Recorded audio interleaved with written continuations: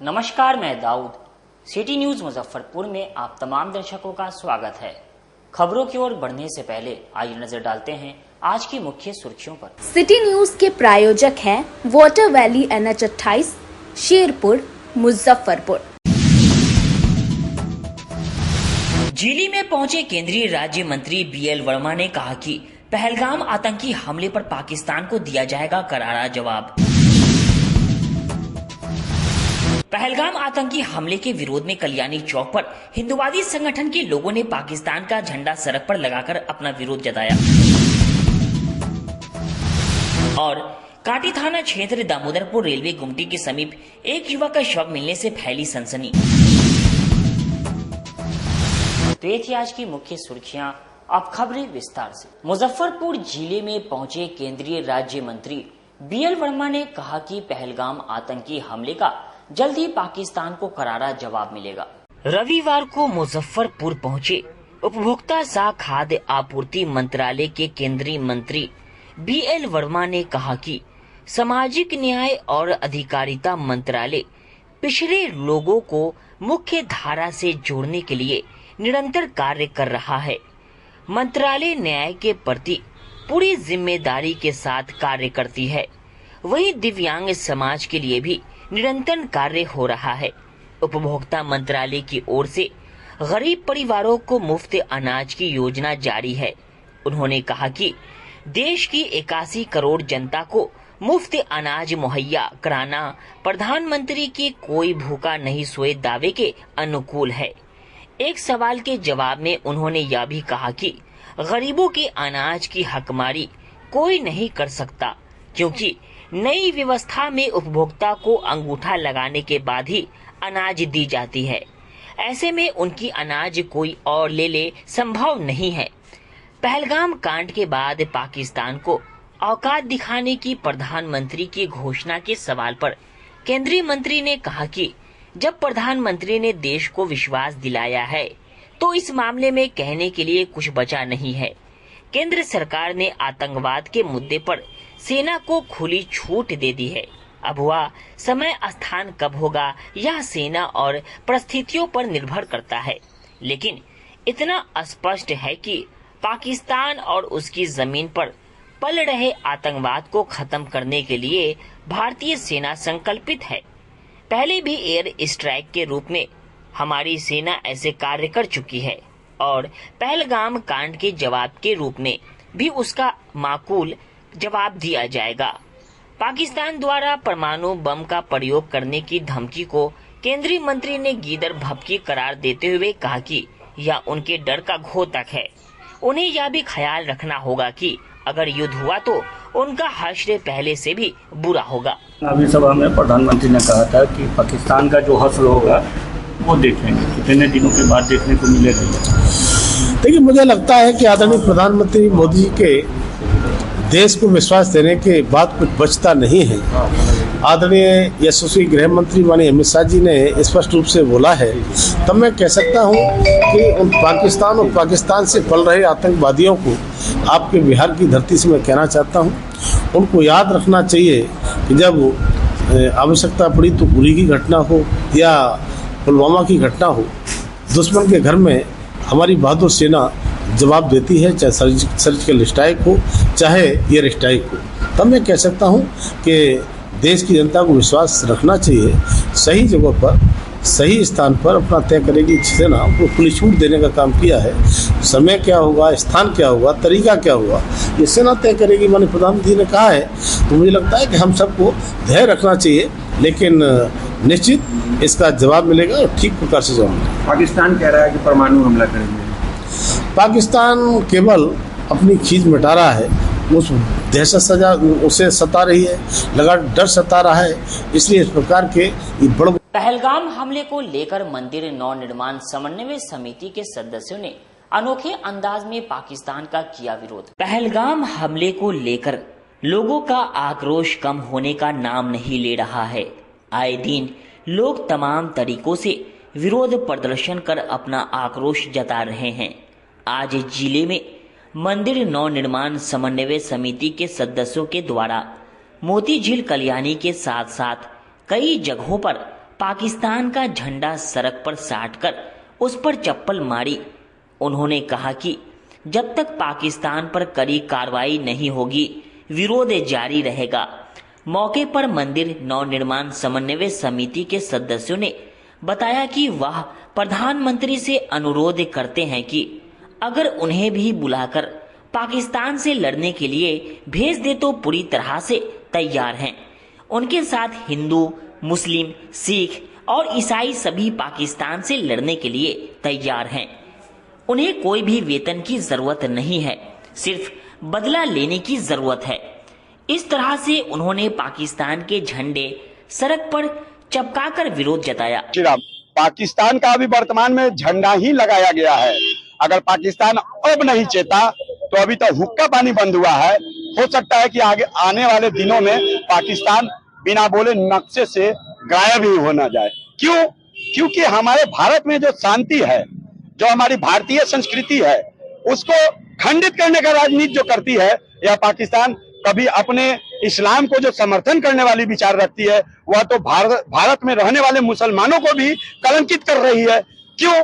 क्योंकि जब एक ही कुरान, एक ही निशान, चांद और तारा, तो फिर आप यह कैसे भूल जाते हैं कि आपके पाकिस्तान से ज्यादा मुसलमान तो हिंदुस्तान में हैं और सुरक्षित भी हैं। यहाँ कोई भेदभाव नहीं है और किसी भी तरीके का कोई रंजिश नहीं है, मगर यह पाकिस्तान के द्वारा दिन प्रतिदिन किए गए व्यवस्था से हमारी आपसी एकता खंडित होती है। तो इसके लिए पाकिस्तान को अब चेतना चाहिए।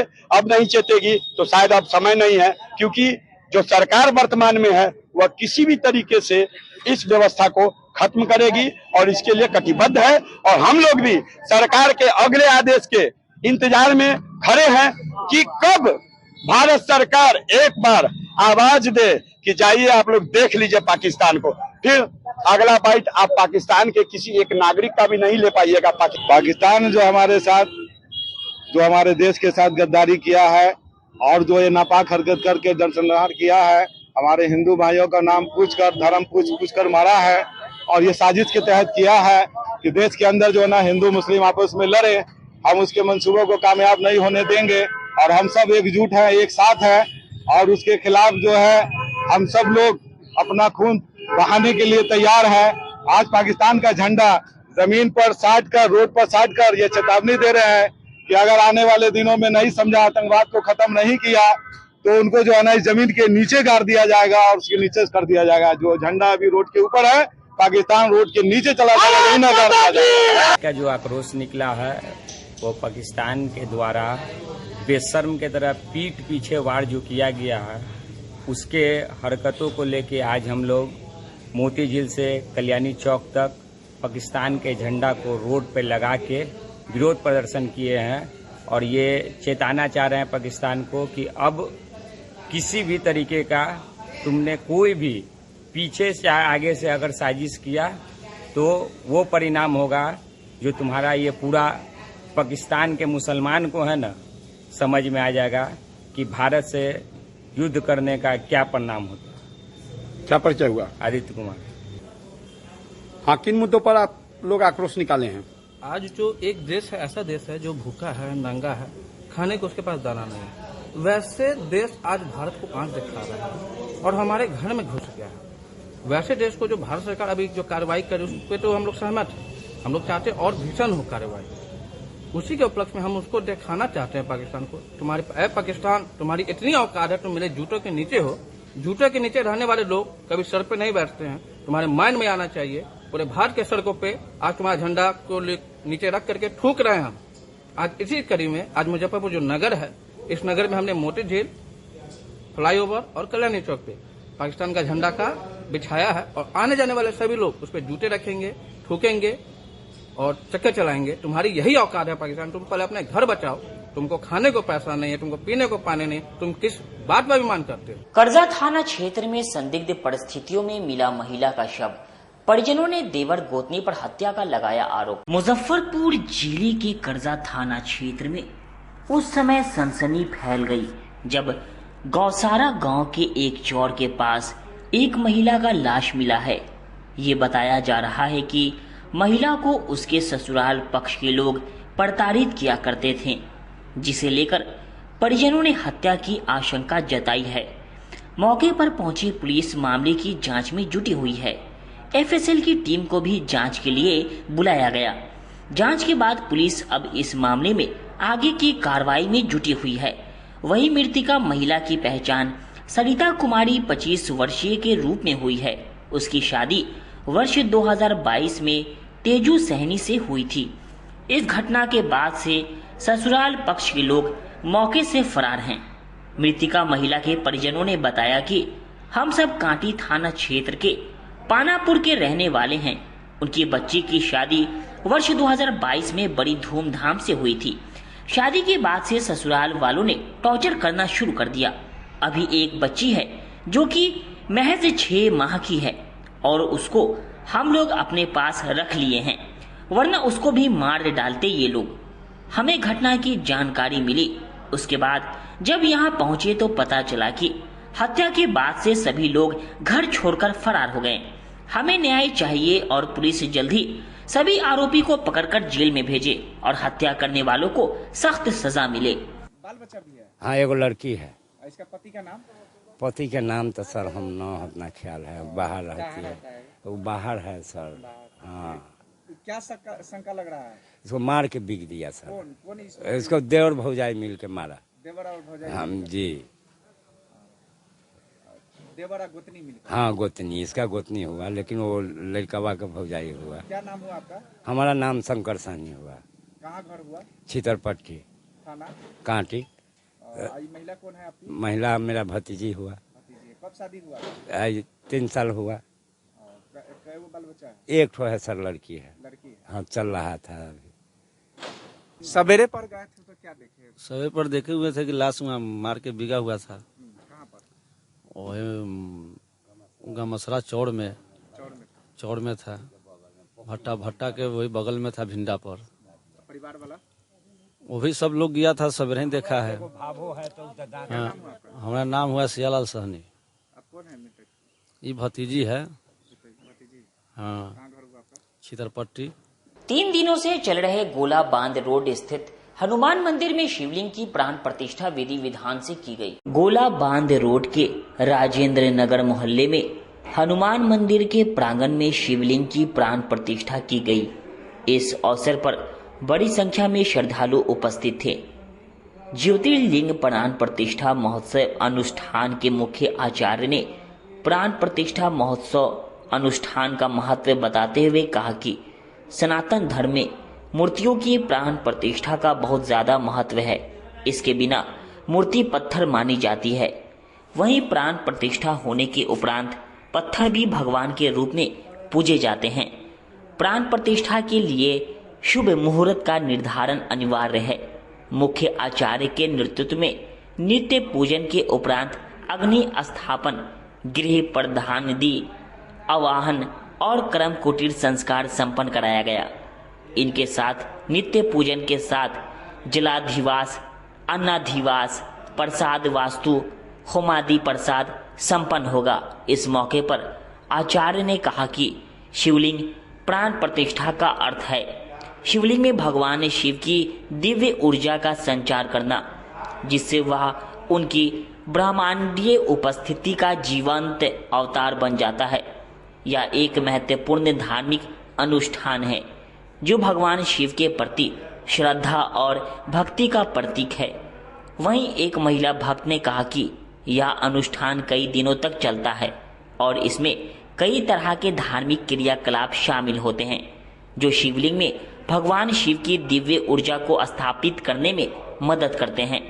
जबकि एक अन्य भक्त ने कहा कि किसी भी मूर्ति की स्थापना के समय प्रतिमा रूप को जीवित करने की विधि को प्राण प्रतिष्ठा कहा जाता है। मंदिर गोलाबांध रोड राजेंद्र मार्ग में अवस्थित है। इस मंदिर के अध्यक्ष श्री अरविंद कुमार मुकुल जी हैं और मैं पुजारी रविंदर झा बोल रहा हूं। इस मंदिर में श्री बाबा भोलेनाथ, मैया पार्वती, गणेश जी, कार्तिक जी, नंदी जी सभी आदमी का स्थापन एवं प्राण प्रतिष्ठा समारोह आयोजित की गई। जो शोभा यात्रा कलश यात्रा से होते गुजरते हुए आज तीसरा दिन बाबा भोलेनाथ का रुद्राभिषेक श्री राम जानकी हनुमान प्रेम मंदिर प्रांगण में अवस्थित उनके गर्भगृह में हो रहा है। बहुत खुशी की हर्ष की बात है कि गोलाबांध रोड में भगवान विराजमान हुए हैं। भगवान शिव गरीब स्थान के नगरी में भगवान शिव का प्रतिमा पूरे परिवार के साथ शिवलिंग का स्थापना किया गया है राजेंद्र मार्ग में। बहुत अच्छा से प्राण प्रतिष्ठा हो रहा है। हम लोग शिव गुरु का चर्चा करते हैं यहाँ मंगलवार के मंगलवार, और सारे गुरु बहना हमारे सारे गुरु बहना का इसमें मेहनत, इसमें मतलब सब कुछ अपना धन सब कुछ निछावर कर दिया महादेव, और बहुत अच्छा से हमारे महादेव आ गए।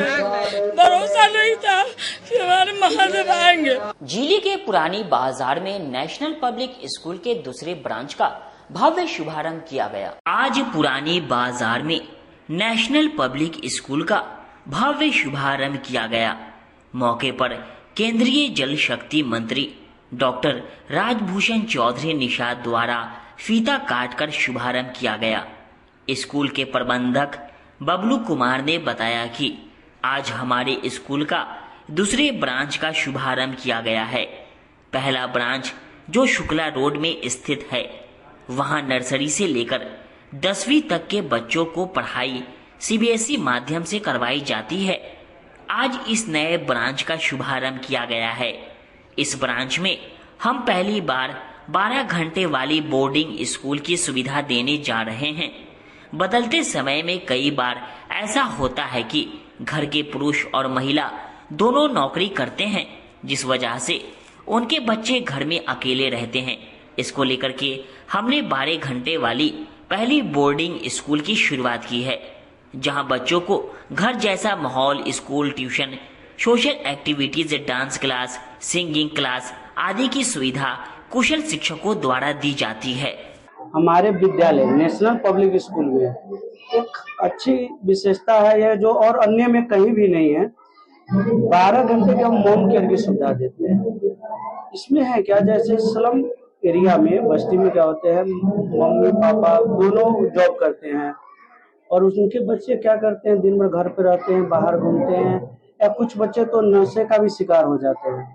तो वैसे बच्चों के लिए हमारे विद्यालय ने क्या किया, 12 घंटे की होम केयर की सुविधा शुरू किया है, जिसमें हम क्या करते हैं, बच्चों को सुबह लाते हैं मतलब, और रात्रि में जब पिता मम्मी जब जॉब से आए तो अपने बच्चों को ले जाए। इस दौरान बच्चे को हम लोग क्या करते हैं ना, स्कूल कोचिंग के साथ साथ मानसिक विकास के ऊपर मेडिटेशन, MIT क्लासेस, वैदिक मैथ, वो सारी सुविधा कराते हैं। और उसके साथ साथ हम लोग घर जैसा माहौल बच्चे को देते हैं ताकि बच्चे भी हेजिटेट न हो। सेकेंड ब्रांच का उद्घाटन हुआ। पहले तो पूरी टीम को हार्दिक शुभकामनाएं, बब्बू सर को, अमर भैया और पूरी टीम को हार्दिक शुभकामनाएं कि इन्होंने दूसरा ब्रांच यहाँ पे पुरानी बाजार में आज खोला गया, जिसका विधिवत उद्घाटन हमारे माननीय केंद्रीय जल शक्ति मंत्री राजभूषण चौधरी निषाद जी के द्वारा किया गया। और पूरी टीम को मेरी तरफ से शुभकामनाएं और ऐसे ही आगे बढ़ते रहे। और हम लोग के लिए सौभाग्य की बात है कि इतने अच्छे प्ले स्कूल का सेकेंड ब्रांच का उद्घाटन हुआ। ये कंप्लीट मुजफ्फरपुर हमारे लिए सौभाग्य की बात है।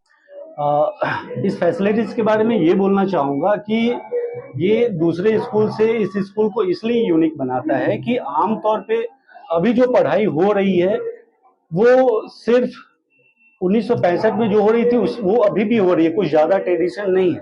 आमतौर पे जैसे देखा जाता है जापान में, अमेरिका में, यहाँ पे सर्टिफिकेट से ज़्यादा आदमी के स्किल पे वैल्यू दिया जाता है। ये नहीं देखा जाता है कि डॉक्टर है तो पापा डॉक्टर है तो मुझे भी डॉक्टर बनना है, पापा इंजीनियर है तो मुझे भी इंजीनियर बनना है।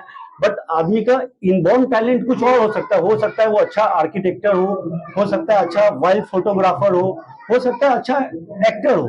तो इन सारी चीजों को ध्यान में रखते हुए यहाँ पे हम एक बच्चों का कैरियर को गाइडलाइन करने के लिए हम उनका एक DMIT टेस्ट करते हैं, जो कि एक टोटली सॉफ्टवेयर के थ्रू होता है। इसका मोदी जी ने भी अभिनंदन किया है। ये आप गूगल पे भी देख सकते हैं या आप यूट्यूब पे भी देख सकते हैं। इसका पूरा नाम DMIT डेमेटोग्राफी मल्टीपल इंटेलिजेंसी टेस्ट है, जिससे हम बच्चों के कैरियर काउंसलिंग करते हैं कि बच्चे में स्किल, पोटेंशियल, इनबॉर्न टैलेंट क्या है, वो किस फील्ड के लिए बना हुआ है। ऐसा नहीं है कि वो पढ़ लिख में आगे नहीं बढ़ सकता, वो कुछ नहीं कर सकता है। वो हॉर्स राइडिंग अच्छा कर सकता है, वो स्विमिंग अच्छा कर सकता है, वो क्रिकेटर अच्छा बन सकता है, वो हर वो काम कर सकता है जिसके लिए उसमें पैदा हुआ। तो DMIT टेस्ट से हम बच्चों की शुरू से ही जागरूक करेंगे कि ये बच्चे का स्किल क्या है, और उस स्किल के अकॉर्डिंग उन बच्चों का जो पढ़ाई है, जो सिलेबस है, उस चीजों को हम आगे करेंगे। ये चीज हमें दूसरे स्कूल से अलग बनाना। ये नेशनल पब्लिक स्कूल जो एक किड्स के लिए स्कूल है, प्ले स्कूल है,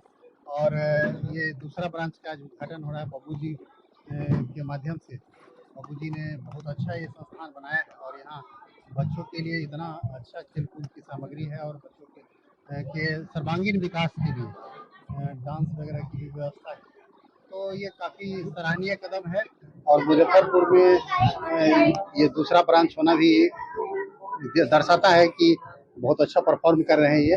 और मैं आपके माध्यम से मुजफ्फरपुर वासी को और खास करके बब्बू जी की पूरी टीम को और बब्बू जी को बधाई देता हूँ, शुभकामना देता हूँ कि और निरंतर आगे बढ़ते रहें और मुजफ्फरपुर के विकास में नए नए काम करते जाएं। कांटी थाना क्षेत्र के दामोदरपुर रेलवे गुमटी के समीप संदिग्ध स्थिति में एक युवक का शव मिलने से सनसनी फैल गई। मुजफ्फरपुर जिले के कांटी थाना क्षेत्र के दामोदरपुर रेलवे गुमटी के समीप संदिग्ध स्थिति में एक युवक का शव मिला, जिसके बाद मौके पर स्थानीय लोगों की भीड़ जुट गई।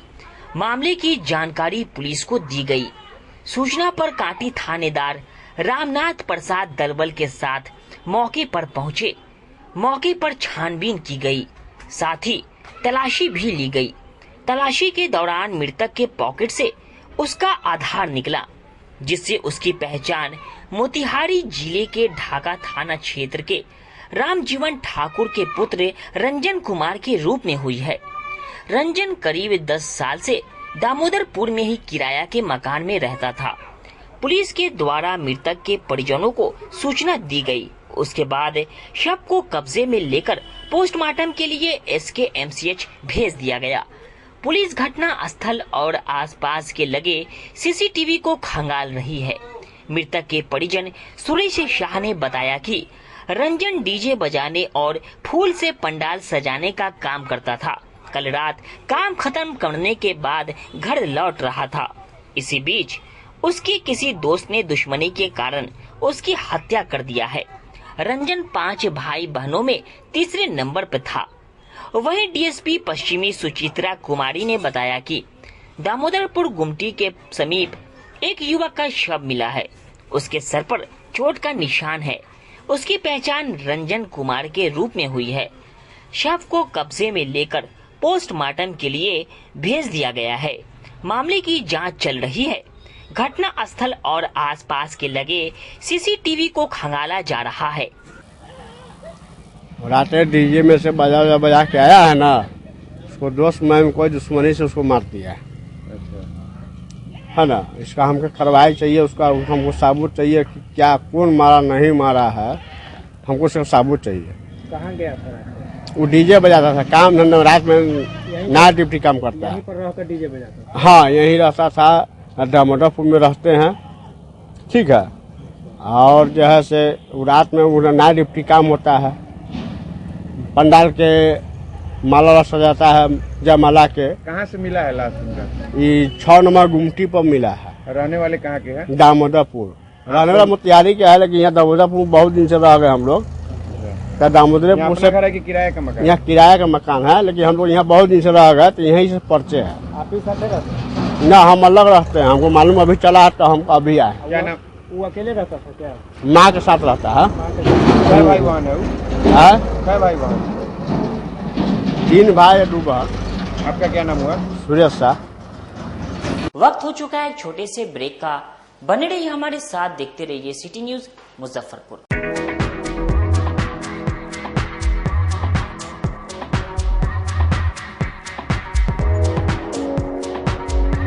गर्मी में अपने पूरे परिवार के साथ मस्ती करना चाहते हैं तो चले आइए वाटर वैली में, जो कि कच्ची पक्की चौक से 2 किलोमीटर दूर शेखपुर NH के समीप स्थित है। शहर के लोग यहाँ मोटरसाइकिल और कार से काफी आसानी से पहुँच सकते हैं। यहाँ आप अपने परिवार के साथ फुल मस्ती कर सकते हैं। वेव पूल, रेन डांस के साथ भव्य वाटरफॉल बनाया गया है। छोटे बच्चों के लिए कई प्रकार के स्लाइड्स बनाए गए हैं, जहां बच्चे अपनी मस्ती में डूब जाएंगे। इसके इसके अलावा खाने पीने के लिए बेहतरीन सुविधाएं उपलब्ध है, जहां पूरे परिवार के साथ व्यंजनों का लुत्फ उठा सकते हैं। तो देर मत कीजिए, गर्मी में मस्ती उठाने के लिए वाटर वैली तुरंत पहुंचे। हमारा पता है water valley NH 28, Sherpur, Muzaffarpur. हमारा कॉन्टैक्ट नंबर है 6202584955। चाहे आपका पर्सनल स्पेस हो या corporate office, Marbonite full body vitrified tiles हर कोने को अपनी खूबसूरती से सजाता है। इस पर पड़ने वाले हर कदम को मिलती है एक ताकत जो देती है आगे बढ़ने का विश्वास। जॉनसन टाइल्स का उत्तर बिहार का सबसे बड़ा शोरूम साई कृपा ट्रेडर्स द्वारा जल्द मुजफ्फरपुर जिले के सकरी सरैया डुमरी रोड में खुलने जा रही है। जल्द आ रहा है आपके शहर में। जल्द ही उद्घाटन की तारीख की घोषणा होगी। मार्बोनाइट विट्रीफाइड टाइल्स बाय जॉनसन। हम पढ़ाई के साथ साथ बच्चों में विश्वास जगाते हैं। Christ Jyoti international school based on CBSE curriculum with coeducation. Nursery से +2 के छात्रों के लिए प्रत्येक विषयों के लिए अनुभवी शिक्षकों का समूह है। 5 एकड़ में फैला यह स्कूल बच्चों के बेहतर भविष्य बनाने में सक्षम है। अत्याधुनिक साइंस और कंप्यूटर लैब के साथ स्कूल को बेस्ट डिसिप्लिन का अवार्ड भी मिल चुका है। पढ़ाई के साथ छात्रों की शारीरिक क्षमता बढ़ाने के लिए विभिन्न खेलों का विशेष प्रशिक्षण भी दिया जाता है। नर्सरी से +2 तक के लिए नामांकन प्रारंभ है। हमारा पता है Christ Jyoti international school, Dharmodaya Sthali, Madhopur, Rusta, Muzaffarpur. Contact us on 94712210865352664757। मैं प्रिंसिपल क्राइस्ट ज्योति कृतिका मृणालिनी अपने बच्चों के बारे में, अपने स्कूल के भविष्य के बारे में बेहतर निगरानी रखती हूँ। मेरे स्कूल में क्वालिटी बेस्ड एजुकेशन होता है। हमारे स्कूल को हाल ही में बेस्ट डिसिप्लिन अवार्ड से नवाजा गया है। हमारे शिक्षक ट्रेंड हैं, अनुभवी हैं और हम अपने बच्चों को पारिवारिक माहौल में पढ़ाते हैं। आजकल की बिजी जिंदगी में स्टाइल तो है, पर कंफर्ट का क्या? आपके इसी स्टाइल और कंफर्ट को बेहतर बनाने के लिए नीलकमल लेकर आए हैं first exclusive factory outlet showroom in Mithanpura, Muzaffarpur, जहां home furniture, office furniture, mattress and wedding special पे up to 50% off with EMI facility. Style भी, कंफर्ट भी। उत्तर बिहार का पहला नीलकमल का एक्सक्लूसिव शोरूम आपका स्वागत करता है। एक बार सेवा करो। ब्रेक के बाद एक बार फिर से आप तमाम दर्शकों का स्वागत है। आइए रुक करते हैं आगे की खबरों की। नीट UG 2025 की परीक्षा जिले में 14 परीक्षा केंद्रों पर कड़ी सुरक्षा के बीच ली गई। देश भर के साथ साथ मुजफ्फरपुर में भी आज नीट UG 2025 की परीक्षा कड़ी सुरक्षा के बीच चल रही है। जिले में कुल 14 परीक्षा केंद्र बनाए गए हैं, जिनमें LS college, RDS college, MDDM, MPS, LNT, RMLS, Chapman, Mukherjee seminar, Niteshwar college, Tirhut academy, BB collegiate, जिला स्कूल और केंद्रीय विद्यालय शामिल हैं। प्रशासन की सख्ती के चलते सभी केंद्रों पर मजिस्ट्रेट तैनात हैं और सुरक्षा व्यवस्था पुख्ता है। परीक्षा दोपहर 2 बजे से शाम 5 बजे तक आयोजित की जाएगी। परीक्षार्थियों को सुबह 11 बजे से केंद्रों में प्रवेश मिलने लगा और 1:30 बजे गेट बंद कर दिए गए। कई परीक्षार्थियों को दस्तावेजों की कमी के कारण परेशानी हुई। कुछ को फोटो और आधार कार्ड के लिए साइबर कैफे की दौड़ लगानी पड़ी। वहीं शहर के विभिन्न चौक चौराहों पर जाम के कारण कई परीक्षार्थी दौड़ते भागते परीक्षा केंद्र पहुंचे। जिला प्रशासन ने शांतिपूर्ण परीक्षा संपन्न कराने के लिए पूरी तरह सतर्कता बरती। नीट को लेकर बहुत अच्छा रही है इस बार में, और जरूर है कि एग्जाम देंगे और अच्छा ही नंबर आएगा। क्या लग रहा है इस बार अच्छा कीजिएगा? जरूर अच्छा करेंगे क्योंकि क्लासेस हमेशा किए हैं, DPP भी लगाए हैं। ठीक है, अच्छा है।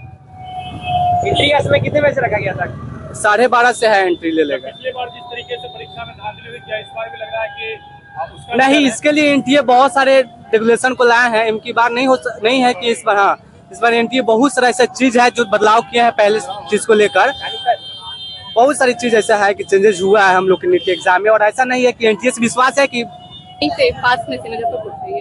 क्या परीक्षा को लेकर कितने दिन से तैयारी कर रहे थे? 1 साल। क्या लग रहा है, अच्छा जाएगा परीक्षा? 50-50 पता नहीं। 50-50 खासकर फिजिक्स में दिक्कत होता है लोगों को, तो आप कितने दिनों से तैयारी करते हैं इसको लेकर? फिजिक्स में अभी भी है दिक्कत है। क्या लग रहा है इस बार फर्स्ट अटेम्प्ट हो जाना है? पता नहीं। ट्राई रहेगा? हाँ, कोशिश रहेगा, अपना बेस्ट देना है। बाकी कैसा रहा परीक्षा हॉल में, देखिए क्या? अभी गए नहीं है नंदन, अभी तो बाहर ही है। ये तो मेरा पहला ड्रॉप है। पहला ड्रॉप है? हाँ। क्या लग रहा है, अच्छा स्कोर कीजिएगा इस बार? लगता तो है करेंगे, क्या है कि फिजिक्स थोड़ा अच्छा है, केमिस्ट्री थोड़ा वीक है, पर अब जैसा पेपर है उस हिसाब से। क्या डॉक्टर बन जाइएगा? उम्मीद तो पूरा है, अब देखते हैं क्या होता है। कितने बजे तक प्रवेश करना था अंदर? 1:30 बजे तक करना था, पर हमें लगा कि एक ही एडमिट कार्ड ले जाना है, पर दूसरा कॉपी लाने को अभी पता चला। ऐसा शायद इंस्ट्रक्शन में कुछ नहीं था, हमसे कुछ गलती हो गया, पर अब देख रहे हैं तो है, तो वहीं घर पे फोन किए, वहीं एडमिट कार्ड लेके आ रहे हैं सब। पिछली बार एनटीए के द्वारा कुछ गलतफहमी हुई थी, तो क्या इस बार देखने को मिलेगी वो सर?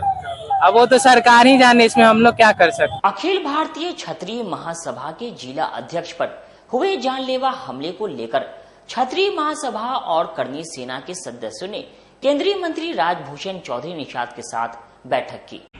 अखिल भारतीय क्षत्रिय महासभा के जिला अध्यक्ष राकेश सिंह के आवास पर हुए जानलेवा हमले के विरोध में आज अखिल भारतीय क्षत्रिय महासभा के प्रदेश अध्यक्ष नीरज कुमार सिंह, करनी सेना के प्रदेश अध्यक्ष सागर सिंह, केंद्रीय मंत्री राजभूषण चौधरी निषाद आदि कई प्रमुख लोगों की बैठक हुई।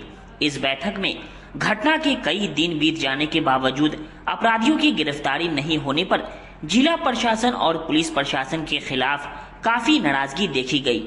इस अवसर पर मौजूद केंद्रीय मंत्री राजभूषण चौधरी निषाद ने कहा कि घटना के वक्त वरीय पुलिस अधीक्षक से बात की गई थी, मामले में कार्रवाई हो रही है, जल्द ही आरोपियों को गिरफ्तार कर लिया जाएगा।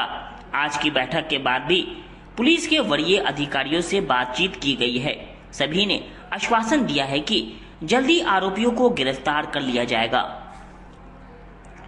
वहीं अखिल भारतीय क्षत्रिय महासभा के प्रदेश अध्यक्ष नीरज कुमार सिंह ने कहा कि हम लोग इंतजार कर रहे हैं कि अगर जल्द आरोपियों को गिरफ्तार नहीं किया गया तो हम लोग आंदोलन करने के लिए विवश होंगे।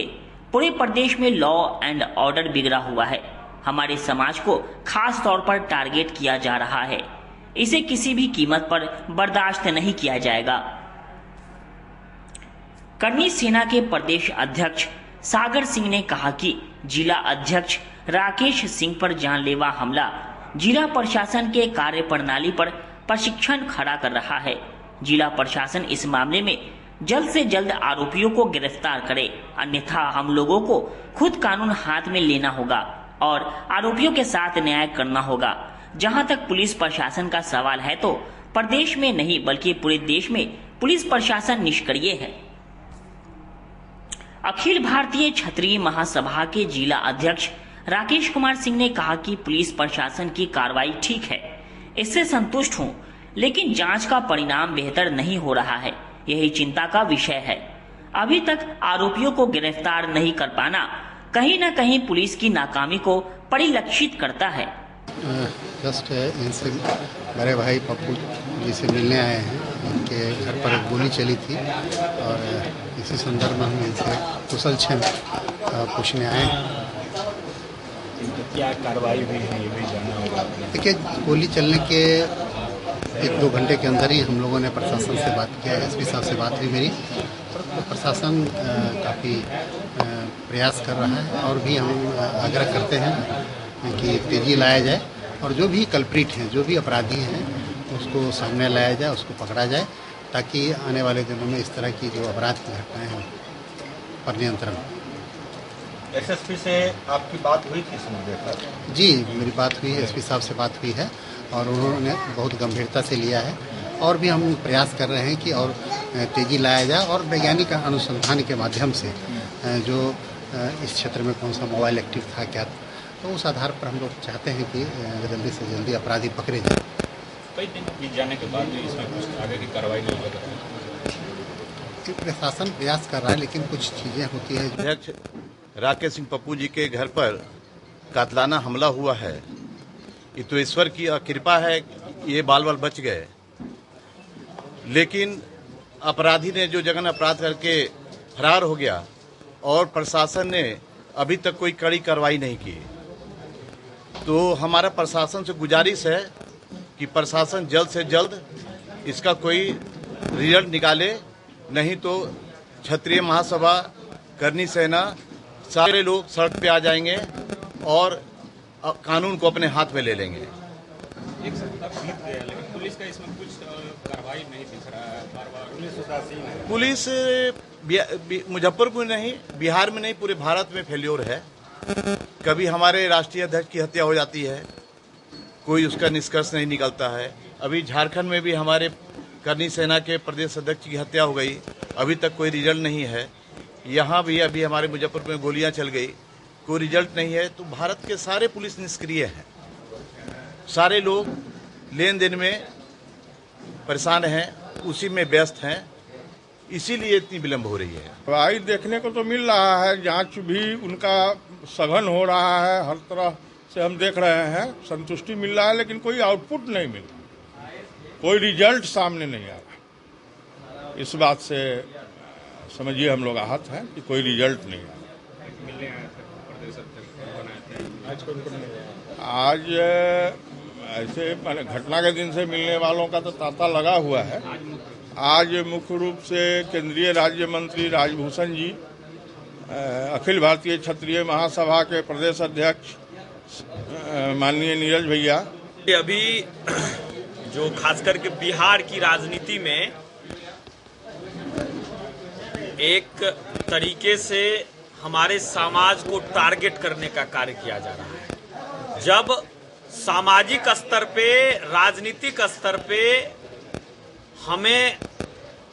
हम जब लोहा मान रहे हैं और हर बातों का जवाब दे रहे हैं, तो षड्यंत्र करके हमको डराने और धमकाने का काम किया जा रहा है। लेकिन मैं आज इस मीडिया के माध्यम से करनी सेना प्रदेश अध्यक्ष सागर सिंह, उन गलत नियत रखने वाले जो भी लोग हैं उनको अवगत करा देना चाहते हैं कि हम जिस वंश के हैं, हम जिस कुल के हैं और हमारा जो इतिहास रहा है और हमारे पूर्वजों का जो बलिदान रहा इस समाज के लिए, आज भी हम वो बलिदान देना जानते हैं। आप अगर हमको डराकर और गोली चलाकर हमारे समाज के लोगों को डराने का काम करिएगा, हमारे समाज को टारगेट करके हर जगह जो भी क्षत्रिय समाज के जो भी व्यक्ति थोड़ा डेवलप होते हैं उनको टारगेट कर करके उनकी हत्या हो रही है। आप देख सकते हैं कि हमारे सुखदेव सिंह गोगामेरी जी की हत्या हो जाती है आज से साल भर पहले। अभी जस्ट हमारे झारखंड में हमारे संगठन के मजबूत साथी का हत्या हो जा रहा है। तो ये टारगेट चल रहा है, राजनीति षड्यंत्र चल रहा है। लेकिन गोली और बंदूक से हम डरने वाले कौम नहीं हैं। हम तो गोली और बंदूक को पैदा करने वाले कौम हैं। इसीलिए हमें डराने का कोशिश मत करिए।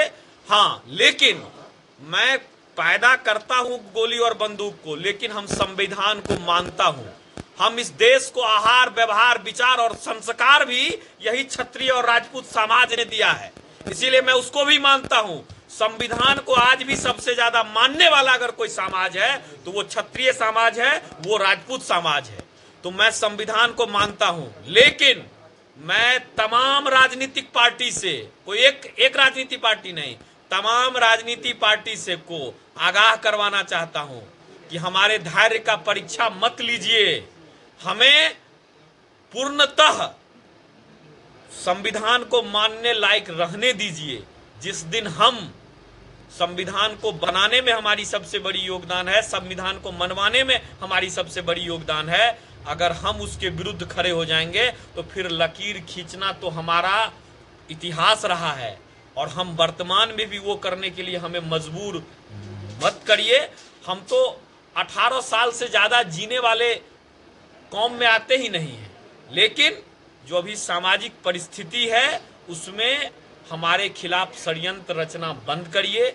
अभी हम लोग मुजफ्फरपुर में हम लोग के बड़े भाई गार्जियन क्षत्रिय समाज के आन बान शान मुजफ्फरपुर के राकेश सिंह और पप्पू सिंह पे जो कायराना हरकत करके उनको राजनीतिक षड्यंत्र में उनको डराने का काम किया गया है, मैं उस डराने वाले को कौम को मैं अभी इस मुजफ्फरपुर के धरती से आगाह करवाना चाहता हूं कि अगर तुम मर्द का बच्चे हो तो तुम चैलेंज दो, समय दो, फिर देखो कि तुम कितनी गोलियां चला सकते हो और मेरे पास कितनी गोलियां हैं। जातीय जनगणना को लेकर आगामी विधानसभा चुनाव बिहार को लेकर प्रभात मलाकार से हमारे संवाददाता विकास गोस्वामी की खास बातचीत। केंद्र सरकार के द्वारा जातीय जनगणना की मंजूरी मिल गई है, जो पूरे भारत में जातीय जनगणना की जाएगी, जिसको लेकर के बिहार में हलचल काफी तेज हो गई है।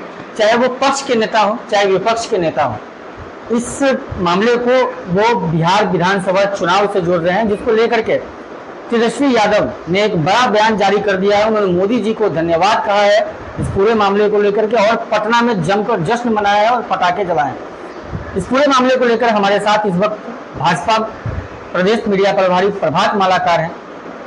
सबसे पहले बहुत बहुत स्वागत आपका सिटी न्यूज मुजफ्फरपुर में। बहुत बहुत धन्यवाद आपके सभी दर्शकों को और सिटी न्यूज को। किस नजरिए से देख रहे हैं इस जातीय जनगणना के फैसले को आप? देखिए, जातीय जनगणना 30 अप्रैल को केंद्र सरकार द्वारा घोषित हुआ कि बिहार में तेजस्वी यादव लगातार कह रहे हैं कि उनके दबाव में केंद्र सरकार उनके दबाव में आकर के जातीय जनगणना को लागू किया है, क्या कुछ कहिए? देखिए, जातीय जनगणना की आने के बाद सभी पार्टी होड़ में लगे हैं। जो लोग नरेंद्र मोदी को गाली देते थे, नीच कहते थे, वो इनके फैसले पे आज ताली बजा रहे हैं और पटाखे फोड़ रहे हैं। हम स्वागत करते हैं, लेकिन मैं आपको कुछ पुरानी बातें याद दिलाना चाहूँगा। 2019-20 में एनडीए की सरकार बिहार में थी। दोनों विधानमंडल और विधानसभा और विधान परिषद दोनों से यह पास हुआ था कि बिहार में जातीय जनगणना होनी चाहिए, सर्वे होना चाहिए, और वो पीएम मोदी तक भेजा गया था। 2021 में सर्वदलीय बैठक हुई। उस समय भी बिहार में एनडीए की सरकार थी और एनडीए की अगुवाई में प्रधानमंत्री जी को जातीय सर्वे के लिए कहा गया था कि बिहार में हम लोग जातीय सर्वे कराएंगे। 5000 करोड़ पैसा भी खर्चा हुआ था। और मैं आपको बता देना चाहता हूं कि 10 जून 2022 को, उस समय भी एनडीए की सरकार थी, भारतीय जनता पार्टी के 19 मंत्रियों ने उस प्रस्ताव पे साइन किया था और दोनों विधानसभा और विधान परिषद से यह पास हुआ था कि बिहार में जातीय गणना होगी, बिहार में जातीय सर्वे होगा, क्योंकि जातीय गणना का संसद का अधिकार केंद्र को होता है। आप सर्वे करा सकते हैं राज्य सरकार, तो ये राज्य का जो सर्वे होना था वो बिहार सरकार कराएगी। तो फिर कैसे बता सकते हैं कि तेजस्वी यादव के कहने पर, राहुल गांधी के कहने पर, भाकपा माले के कहने पर हमने, ये तो स्पष्ट है। चाहे वो 19-20 का दौर हो, चाहे 21 का दौर हो, चाहे 10 जून 2022 का, बिहार सरकार में भारतीय भाजपा कोटे के 19 मंत्रियों ने उस प्रस्ताव पे अपना साइन किया और बहुमत से यह पारित हुआ था। आपके चैनल के माध्यम से, सभी बिहार वासियों के माध्यम से और बिहार भाजपा की ओर से आदरणीय, परम आदरणीय नरेंद्र मोदी जी को मैं हृदय से बधाई और धन्यवाद देता हूँ। जातीय जनगणना जब तक नहीं होगा तब तक समाज के हर वर्ग, हर तबके के लोगों का विकास नहीं हो। हर जाति को जानने का अधिकार है कि उसकी संख्या कितनी है, और जब तक सरकार के पास उसके सही आंकड़े नहीं आएंगे तब तक उनका विकास भी नहीं हो पाएगा। शैक्षणिक स्थिति क्या है, आर्थिक स्थिति क्या है, कहाँ कहाँ वो पिछड़े हैं, किन किन मामलों में वो पिछड़े हैं। तो भारतीय जनता पार्टी का तो नारा ही है सबका साथ सबका विकास। और आप कुछ पीछे के कालखंडों में जाएंगे तो याद करेंगे तो देश में सबसे पहले जो अगर जातीय गणना हुई तो वो अंग्रेजों के द्वारा 1881 में आधा अधूरा हुआ। उसके बाद देश आज़ाद हुआ, 1911 में एक बार हुआ, 1931 में हुआ। उसके बाद देश जब आज़ाद हुआ उसके बाद 1951 में एक जातीय गणना हुई, उसमें सिर्फ SC/ST का हुआ और जातियों का भी होना चाहिए था, नहीं हुआ। उसके बाद 1951 से 2011 तक कई बार जातीय गणना का खेल कांग्रेस और इंडी गठबंधन के लोगों ने किया। देश के पहले प्रधानमंत्री पंडित नेहरू हो या इंदिरा गांधी हो या राजीव गांधी हो, ये तीनों कांग्रेस के लगभग सभी नेता जातीय गणना के खिलाफ रहे, आरक्षण के खिलाफ रहे। तब भी भारतीय जनता पार्टी ने इतना कठोर निर्णय लिया। आप देखिए कि एक तरफ देश में सुरक्षा की बात हो रही है तो आतंकवादियों के ठिकाने को भी ध्वस्त किया जा रहा है और आतंकवादियों को घर में घुसकर मारने की भी योजना बनाई जा रही है। अभी तो जल बंद हुआ है, पानी बंद हुआ है, पानी के लिए तरसेगा पाकिस्तान। और साथ ही साथ जल बंद, सोशल मीडिया ये पेज बंद, अकाउंट बंद, ये सब करने से क्या भारत अपना बदला ले लेगा? देखिए, भारत ने जो संदेश दिया है, जो मैसेज दिया है, जो कार्रवाई की है, वो पूरा विश्व इसकी सराहना कर रहा है और पूरा विश्व भारतीय जनता पार्टी और भारत के साथ है। और भारत के सभी दलों ने इस निर्णय का सहयोग किया है, इस निर्णय का साथ दिया है और इस फैसले का स्वागत किया है, ताकि देश बचेगा तभी हम बचेंगे। आज इस कड़े निर्णय के बाद आज देखिए कि पाकिस्तान के प्रधानमंत्री कुछ अलबला रहे हैं, उप प्रधानमंत्री कुछ अलबला रहे हैं, रक्षा मंत्री गिड़गिड़ा रहे हैं। अभी तो बहुत कुछ होना बाकी है, जिसे कहीं ना कहीं सर्जिकल स्ट्राइक की मांग और बदले की मांग हर वर्ग के लोगों के मन में ये चीज चल रहा है कि भारत सर्जिकल स्ट्राइक करे, अपना बदला जो है, क्योंकि काफी निर्मम हत्या की गई है जाति पूछ करके। पीएम नरेंद्र मोदी हाल में ही अभी बिहार के झंझारपुर में आए थे और उन्होंने यहाँ से पूरे देश ही नहीं विश्व को संदेश देने का काम किया कि आकाश में छुप जाए चाहे पाताल में छुप जाए, मिट्टी में मिला देंगे उस आतंकवादियों को। तो इसका एक प्रधानमंत्री के इन शब्दों का प्रयोग का मतलब आप समझ सकते हैं, वो भी नरेंद्र मोदी के द्वारा दिए गए ऐसे शब्दों का मतलब समझ लीजिए कि क्या होने वाला है। 10 दिन से ऊपर हो चुके हैं इस पूरे मामले को, इस पूरे प्रकरण को लेकर के, मगर अभी तक बस जल बंद किया गया, सोशल मीडिया अकाउंट्स बंद किया गया।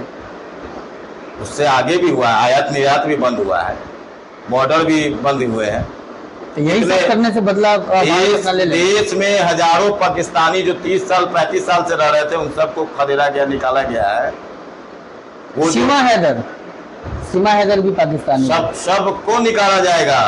एक भी पाकिस्तानी भारत में नहीं रहेगा। सीमा हैदर भी पाकिस्तान जाएगी निश्चित तौर पर। अगर उन्हें भारत की नागरिकता नहीं मिलेगी तो उन्हें जाना पड़ेगा। सभी का वीजा कैंसिल हुआ। आज पाकिस्तान देखिए, अभी स्वास्थ्य स्थिति चल रहा है। अभी स्वास्थ्य लाभ लेने के लिए जो लोग आते थे, इलाज कराने के लिए आते थे, अभी बिलबिला रहे हैं। कहीं ना कहीं जातीय जनगणना के फैसले के बाद एक विशेष वर्ग जो है भारत में, कहीं ना कहीं सरकार के इस फैसले से नाराज है। नहीं, कोई वर्ग नाराज नहीं है। इस जातीय जनगणना से तो हर वर्ग का विकास ही होगा, हर वर्ग का कल्याण ही होगा। आप याद कीजिए कि देश में लंबे समय से अति पिछड़ा को संवैधानिक दर्जा देने का मामला लटका रहा। भारतीय जनता पार्टी आई 27% अति पिछड़ों को संवैधानिक दर्जा देने का काम किया। यहाँ तक कि गरीब वर्ग के EWS के लिए भी, सामान्य वर्ग के लिए 10% आरक्षण देने का काम किया गया, दलितों को आरक्षण देने का काम किया गया। तो कहीं ना कहीं से भारतीय जनता पार्टी सबका साथ और सबका विकास के तहत चलती है, चाहे वो पिछड़ा हो, अति पिछड़ा हो, दलित हो, सामान्य हो, अल्पसंख्यक हो, सभी का हम लोग भारतीय जनता पार्टी विकास के लिए कटिबद्ध है। एनडीए की सरकार कटिबद्ध है। आज नरेंद्र मोदी और नीतीश कुमार जी ने जितना बिहार को दिया, आज तक किसी प्रधानमंत्री और किसी मुख्यमंत्री ने नहीं दिया। कुछ लोग हैं, अभी कुछ लोग झूठा श्रेय लेने के चक्कर में, अभी चाहे वो अभी अखबारों में भी आ रहा है, चैनलों पे भी आ रहा है। अभी तेजस्वी यादव कह रहे हैं कि हमारी मांग पे केंद्र सरकार ने यह फैसला लिया। जिनके 4 सांसद है, 4 सांसद किस लिए होते हैं? कंधा देने के लिए। चार किसके लिए जरूरत होता है? कंधा देने के लिए। और ये कह रहे हैं कि हमारे दबाव में बना दिया। कांग्रेस कह रहा है जिसका 99 सांसद है, 2014, 2019 और 24 में मिलाकर उतने सांसद नहीं पुर पाए जितने भारतीय जनता पार्टी ने तीसरे टर्म के बाद भी जितना सांसद है उतना भी सांसद तीनों टर्म मिला के कांग्रेस का नहीं है। वो कह रहा है कि हमारे दबाव में ले आया। और 2010 में कांग्रेस की सरकार थी, प्रधानमंत्री उस समय मनमोहन सिंह जी थे। उन्होंने फैसला कि जातीय जनगणना को कराएंगे, कैबिनेट में पास कराएंगे। 2010 में बहुत विवाद हुआ, 11 से यह शुरू हुआ। और विवाद और विरोध करने का काम किसने किया? कांग्रेस के नेता पी चिदम्बरम ने, जो देश के उस समय तत्कालीन गृह मंत्री थे। 11 से 13 तक जातीय गणना सर्वे का काम हुआ। सोचिए 4000 895.60 करोड़ रुपया खर्चा हुए, 8 करोड़ 19 लाख गलतियां निकाली गई और वो सर्वे को पब्लिक भी नहीं किया, मतलब उसको रिपोर्ट को बाहर भी नहीं आया। क्या हुआ? इतना हजारों करोड़ रुपया खर्चा कांग्रेस ने पानी की तरह देश का बहा दिया, रिजल्ट कुछ नहीं हुआ। वो कहते हैं कि हमारे दबाव में जातीय जनगणना हुआ। उस समय लालू यादव जी शासन में थे, लालू यादव जी रेल मंत्री थे। 1995 से जब तेजस्वी कह रहे हैं कि हमारे दबाव में हुआ, तो 30 साल क्यों सोए हुए थे? जब ये लोग सत्ता में रहते हैं तो सत्ता की मलाई खाते हैं, और जैसे ही सत्ता से बेदखल हो जाते हैं तो उन मुद्दों की लड़ाई लड़ने रहते हैं। तो बिहार की जनता को ये लोग बड़गलाने और भटकाने का काम कर रहे, जो पूरा नहीं हो सकता। इसका मैं स्पष्ट उदाहरण देना चाहता हूं कि हाल में उपचुनाव हुए, तरारी, बेलागंज, इमामगंज और 4 जगह चुनाव हुए, चारों खाने चित हो गई। रामगढ़ में भारतीय जनता पार्टी जीती, तरारी में भारतीय जनता पार्टी जीती, बेलागंज में जनता दल यूनाइटेड जीती और इमामगंज में हम की जीती। और बेलागंज जैसे जगह पे इनकी जो पारंपरिक सीट होती थी, जो 30-35 सालों से कब्जा हुआ करता था, उसे भी एनडीए ने हराने का काम किया। रामगढ़ हाल ही में आप विपक्ष पर लगातार हमला कर रहे हैं। हाल ही में मुर्शिदाबाद के बाद पहलगाम हमला हुआ। मुर्शिदाबाद में हिंदुओं के ऊपर एक हिसाब से कहा जाए तो काफ़ी निर्मम तरीके से हिंदुओं को मारा गया, पीटा गया, हिंदू अपने घर छोड़ने को मजबूर हो गए। उस घटना को लेकर के क्या कुछ है? देखिए, इस घटना को लेकर प्रधानमंत्री नरेंद्र मोदी और गृह मंत्री अमित शाह जी लगातार इसकी चिंता कर रहे हैं।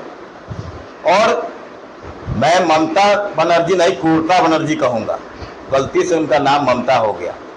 वो पश्चिम बंगाल की मुख्यमंत्री भले हैं, भारतीय भले हैं, लेकिन वो खाती भारत का और गाती पाकिस्तान का। उनको क्रूरता बानो कहना चाहिए, ममता बनर्जी नहीं कहना चाहिए।